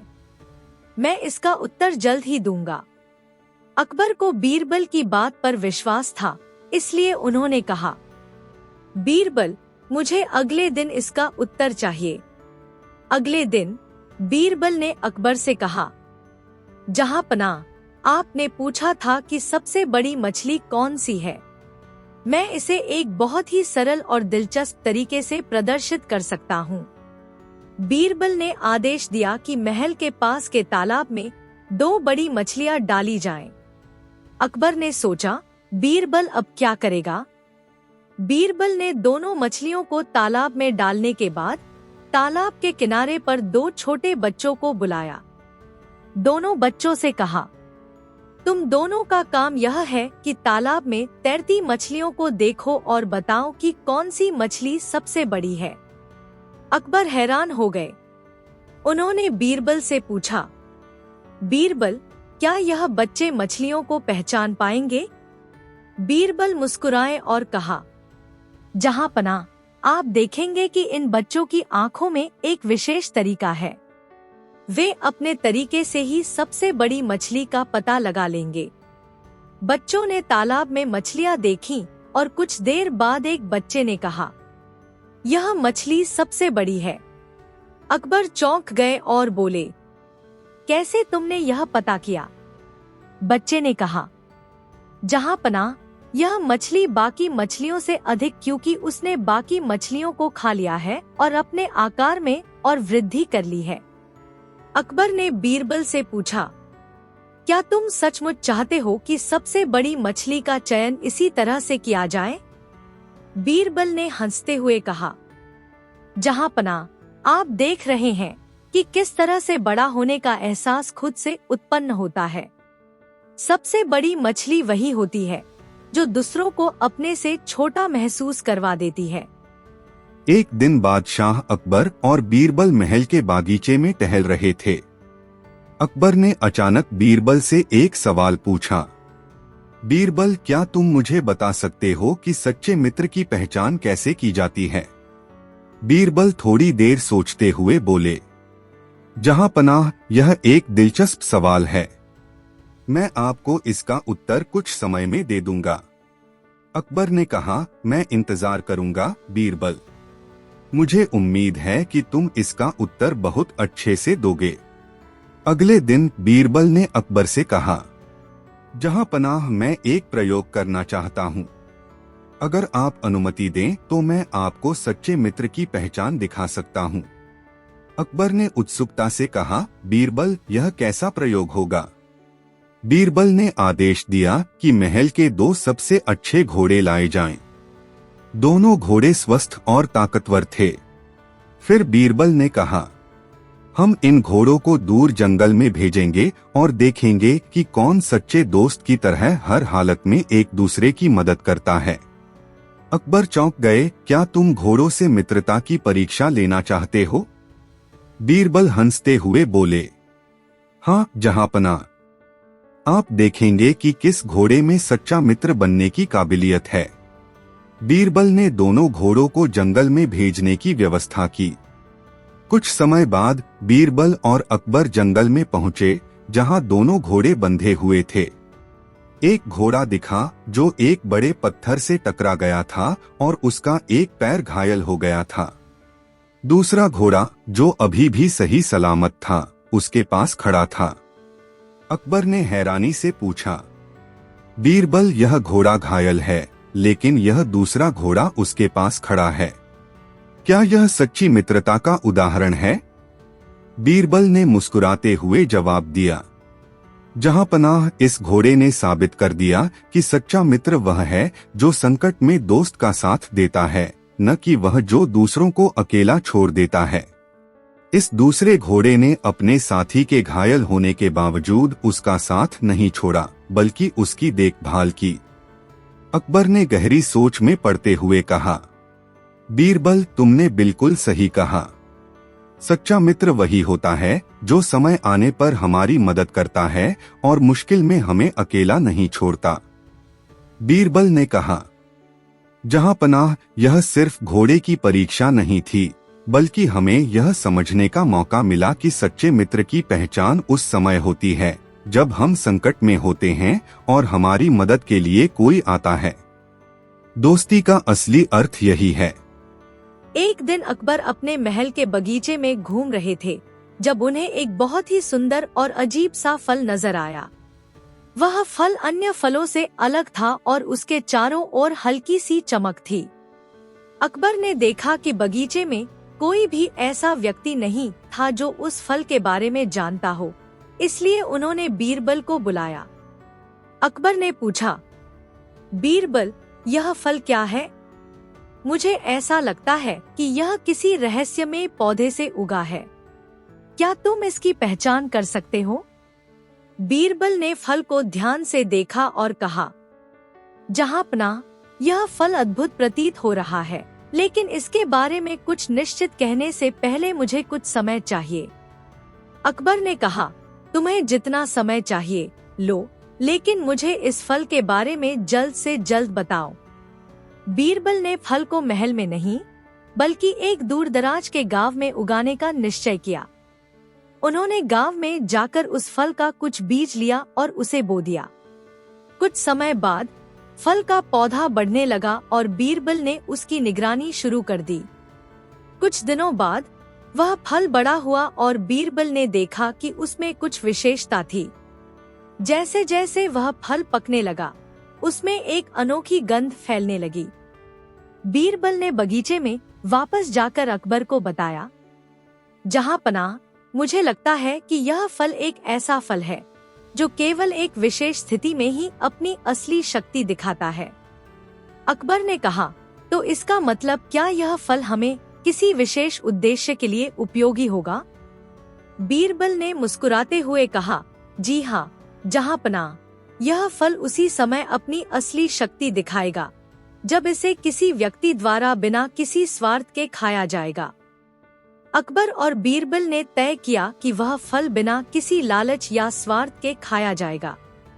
दोनों ने मिलकर वह फल खाया और देखा कि फल का स्वाद बहुत ही मधुर था।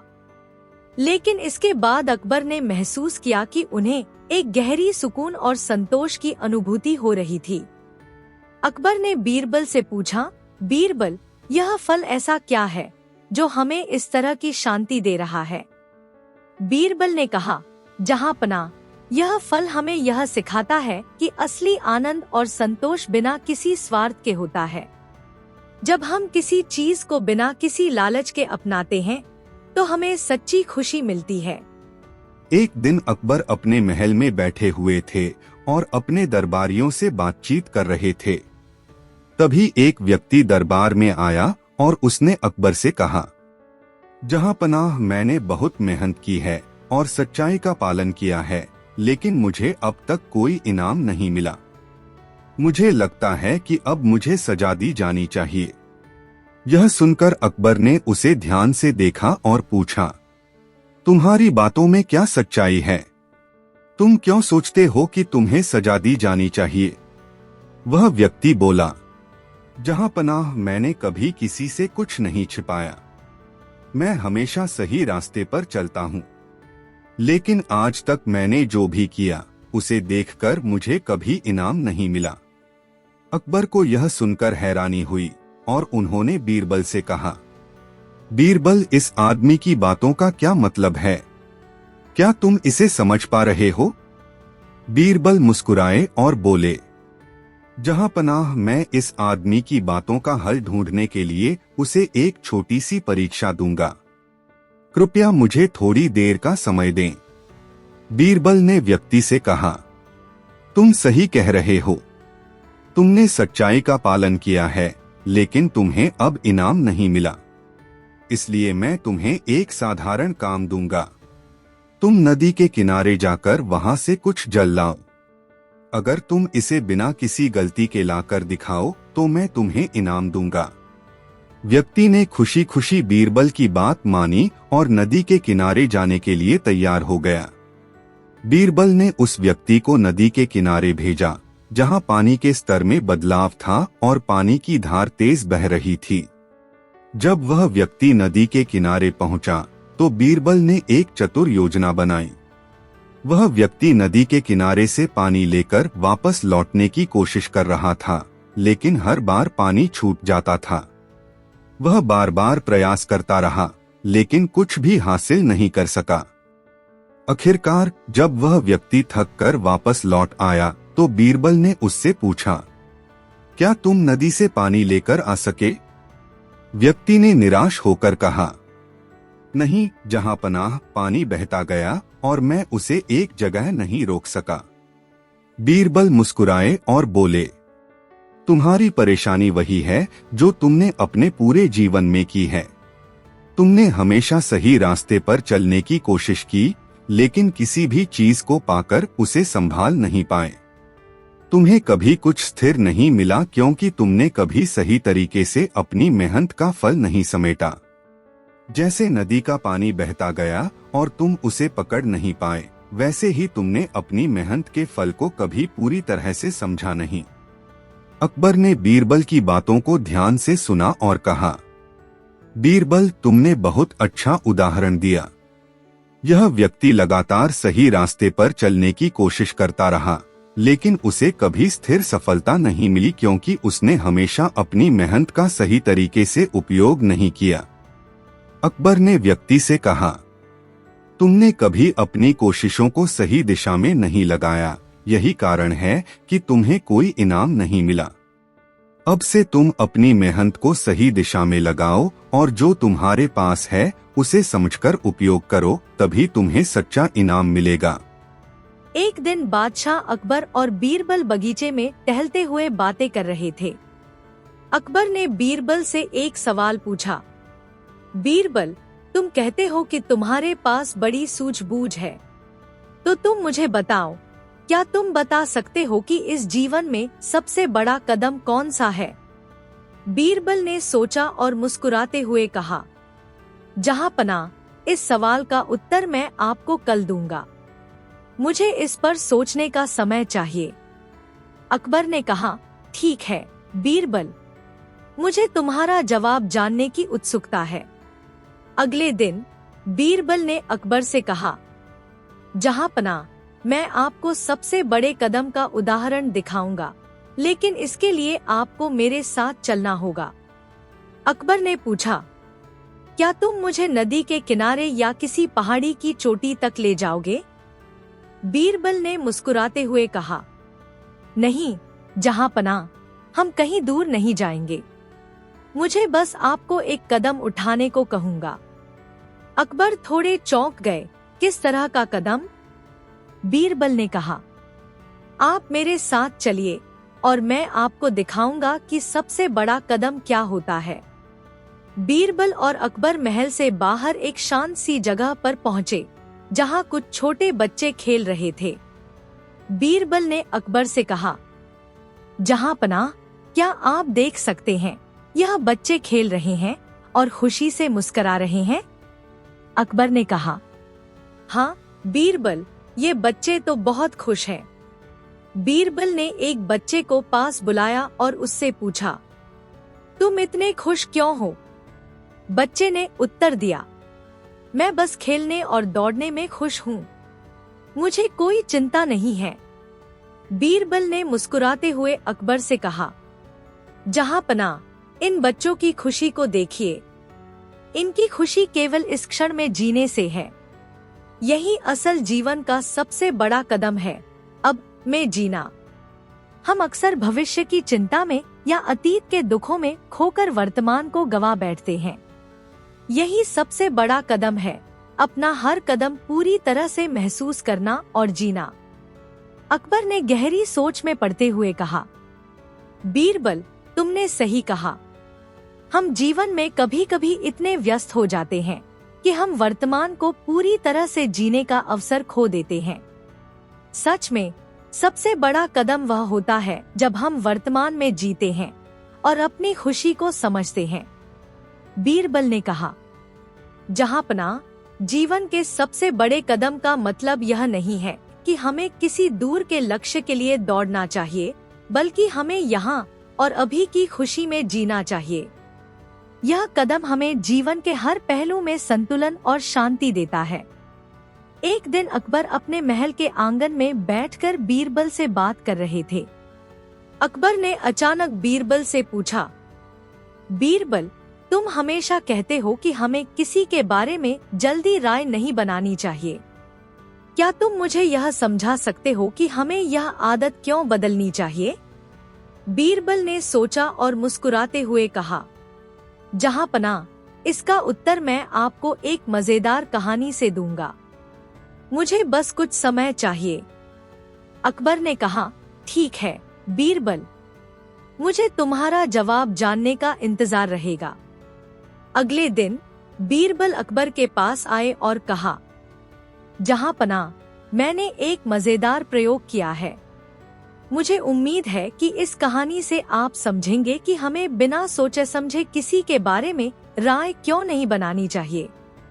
बीरबल ने दरबार में एक व्यक्ति को बुलाया जो एक बड़े और सुंदर जोड़े के जूते पहने हुए था। अकबर ने उस व्यक्ति को देखा और कहा, बीरबल, ये जूते तो बहुत सुंदर हैं। क्या यह किसी खास आदमी के हैं? बीरबल ने मुस्कुराते हुए कहा, जहांपनाह, यह जूते उस व्यक्ति के हैं जिनके बारे में मुझे कुछ कहना है। मैं आपको एक कहानी सुनाता हूँ जो इस व्यक्ति से जुड़ी है। बीरबल ने उस व्यक्ति से कहा, यह व्यक्ति एक दिन अपने जूतों को यहाँ छोड़कर बाहर गया था। फिर अचानक कुछ समय बाद इन जूतों को महल के भीतर लाया गया। आप देखिए कि जूते कैसे चमकते हैं, लेकिन असल में इन जूतों का इस्तेमाल पहले किया जा चुका है। अकबर को बीरबल की बातों से समझ में आ गया कि बिना किसी का हाल समझे किसी के बारे में राय बनाना गलत है। बीरबल ने कहा, जहांपनाह, यह जूते दिखाते हैं कि चीजों का वास्तविक रूप तभी समझ आता है जब हम उनका पूरा संदर्भ समझें। हमें जल्दबाजी में किसी के बारे में राय नहीं बनानी चाहिए। अकबर ने मुस्कुराते हुए कहा, बीरबल, तुमने सही कहा। यह जूते हमें सिखाते हैं कि हमें किसी चीज का मूल्य या किसी व्यक्ति का मूल्यांकन सही रूप से नहीं करना चाहिए। हमें हमेशा पूरा संदर्भ और परिस्थिति समझनी चाहिए। बीरबल ने कहा, जहांपनाह, हर चीज की गहराई होती है और हमें उसका समग्र मूल्यांकन करना चाहिए, तब हम सच्चाई तक पहुंच सकते हैं।